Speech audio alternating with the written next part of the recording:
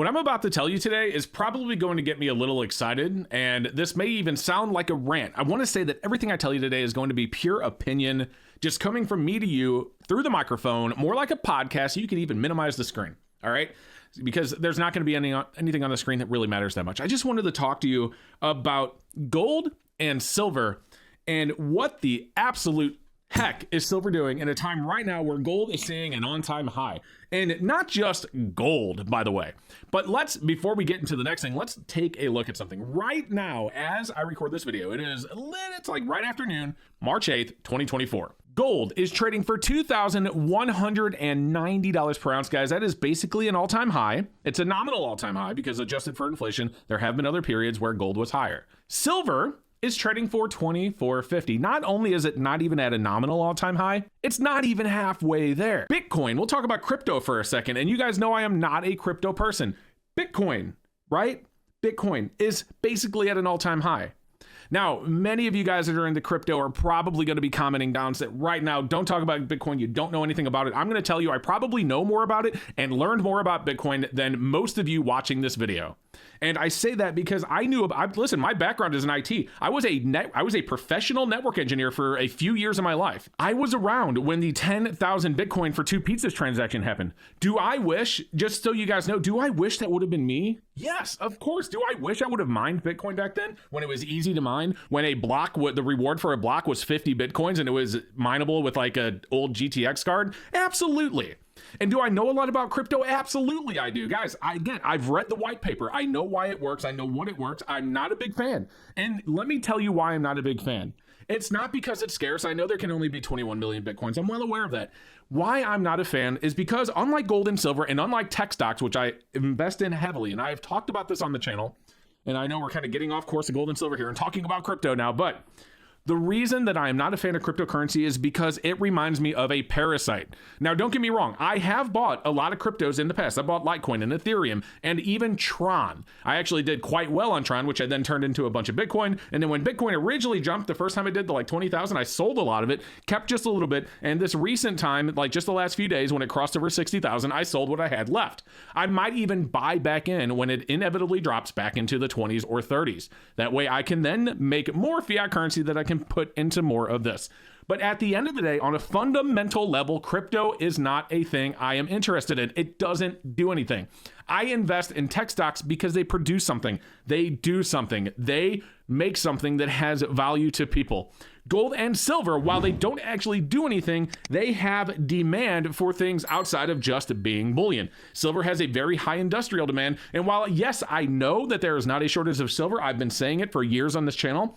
While, yes, I know that there is plenty silver available for industrial demand currently, I've said that before as well. And why, yes, I know that more silver can be mined, the fact is it still has demand and it still has purpose and it still has use. And I still consider this to be real money. Same goes for gold. Gold doesn't have as high of an industrial demand, but it certainly has demand outside of just people making coins out of it and stacking it in their safes. Bitcoin doesn't have any of that. In fact, the reason I say it's like a parasite is because for Bitcoin to be a thing, it has to continue to drain energy and resources. It requires a lot of electricity to be mined. It requires a lot of electricity just for transactions to happen across the blockchain. Guys, I know all about it. Again, my background, I've told you, I've said this on the channel so many times, it's just not something I'm into. Now, I'm not knocking people that are into it, okay? If you are into cryptocurrency and you think it's the digital gold and you believe in it and you know that, all these these Bitcoin ETFs are coming out and it's going to, the halving is happening like middle of next month, estimated around there in the next halving. Even though you know all of that,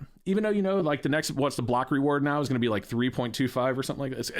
Regardless, even though you believe in all that, I just don't. I don't knock you for it because at the end of the day, I think me and all the crypto people do have one major thing in common. And you want to know what that is? I think me and all of the crypto people don't like the dollar. Listen, right now we are trending. The US, listen, this is going to blow your mind. The US is trending about $1 trillion in debt every 100 days. If you look at the US national debt clock today, 34.493 trillion. Now, if you click that little green arrow for the time machine and go to 2028, we go from 34.493 to 46.549 trillion. That is very close to around $1 trillion every like 110 days or 120. You'd have to do the math. What? Like listen, it took this country forever to hit its first $1 trillion in debt, and it has been absolutely blowing up exponentially over the course of time. And it is continuing to go up. It is not stopping. Our deficit is increasing. Our deficit today is $1.775 trillion. Our deficit expected in 2028 to be $3.13 trillion. That means not only are we going into debt at about $1 trillion every 100, a little over 100 days, the speed is increasing. Why in the world is that okay with people? Why is that a thing that is even allowed to happen? If you and I were to go out and just continue to go in debt and just print more money and let's say we go to our money printer and we just print more fake money and we take these credit cards and we max them out. And then when we max them out, we get more credit cards. Eventually we're going to get punched in the face. We're going to have everything repossessed. We're going to be living on the street under a tent, but the government continues to build debt, continues to increase the deficit, continues to spend out of control. And we're supposed to think that our dollar is safe and that this is just fine. Everything's okay. So crypto people and me, even if we don't see eye to eye on Bitcoin and even other cryptocurrencies, whatever ones you actually believe are going to be around, Ethereum, whatever it is, Cardano. I know I still have probably some Cardano. Even if you and I don't see eye to eye, we are at least on the same page, at least for the real crypto people. I'm not talking about the people that are using crypto just as a way to make more money, but those people that believe in it on a fundamental basis, you and I have the same thought process. We're just putting it somewhere else. But getting all the way back to gold and silver, gold, all-time high, nominal all-time high. Bitcoin, all-time high. It might be nominal as well. I don't know. Inflation's been pretty bad the last couple of years. Silver's not even halfway to its nominal all-time high. It's nowhere close to its all-time high. And keep in mind, like when I talk about, silver's at all-time high, 1980, like guys, I've said this before. I don't believe in the silver price in 1980 being the real all-time high. I mean, because let's be honest, like what the Hunts brothers did to the market, back then caused it to go up that way. And good for all the people that cashed out when they had the opportunity to, because obviously, once, it all came crashing down on Silver Thursday, they were able to buy all that silver back and pocket a bunch of extra money or just buy a whole lot more silver. They could have taken the money they sold all the silver for, then bought all that silver back, and got like double the silver or something, like more than that. So why in the heck am I still excited about silver? Like what is happening here? Why is this beautiful precious metal right here? Why is the one that I believe to be the most undervalued precious metal out there, basically the most undervalued physical asset out there, why is it lagging behind? And the truth is, I don't know. I think one thing you can say is that right now, we can calm down a little bit here. One thing I think you can say is that right now, silver is most definitely not what everyone's talking about. No one's talking about silver right now. Everyone's talking about gold. If you even go on Kitco, there's like not a single article on the main page about silver. There's like 3 about gold. There's 1 or 2 about Bitcoin. Nobody cares about silver right now. But the reason I'm even making this video, the reason I'm even talking about it is because I believe in silver. And I think most of you watching this channel believe in silver. And one thing I have said on this channel before, we actually just discussed it just the other day with Josh from My Nightcoin and Bullion. One thing that I love about silver is that nobody's talking about it right now. Because nobody's talking about it right now, the premiums are way down. The demand is way down for it. So you are able to pay way less than you were last year, March, April, May, June of 2023, when everybody was talking about silver. You were able to pay less for silver than you've been able to in quite some time. And if you, like me, believe in silver, then you know that when nobody's talking about it, when nobody's excited about it, when it's not in the headlines, when it's not in the news, that is the time to buy. So I absolutely am looking at silver. I'm not even buying gold right now. Like it may continue to go up, and that's fine. I have gold. Right now, when I am putting more money into my deep stack, and this is the stack, when I say deep stack, you guys know that, I obviously dabble a little bit in, buying and selling silver here and there, but my deep stack is a stack that I have zero intent of selling. My stack is that stack that sits in a safe that I hope I die with. And when I say I hope I die with it, what I mean is that I hope that I never actually need it, but it's there if I do, if the dollar actually does collapse at some point. Because again, the massive amount of debt that this country is continuing to build is asinine. I'm sorry, it's just a fact. And eventually the dollar, it's already a joke, but eventually the dollar is really going to be a joke elsewhere. And eventually something's going to replace it. And I would not want the value, I would not want my wealth in the dollar bill when that inevitably happens. My gosh, I wouldn't want it anywhere. So you guys that are they're buying more gold right now, good for you. You guys that are buying crypto right now, more crypto right now, you know what I'm going to tell you right now? Good for you. Not because I believe in cryptocurrency. I don't hate it. I just don't believe in it. And if you do, that's fine, because many of you that believe in crypto don't believe in gold and silver. But like I had already said, we have something in common, guys. We know that the dollar is a joke. You know what the next thing I'm going to hear from comments is? If the dollar is such a joke, why is it so important to you that you make dollars? Well, obviously, duh.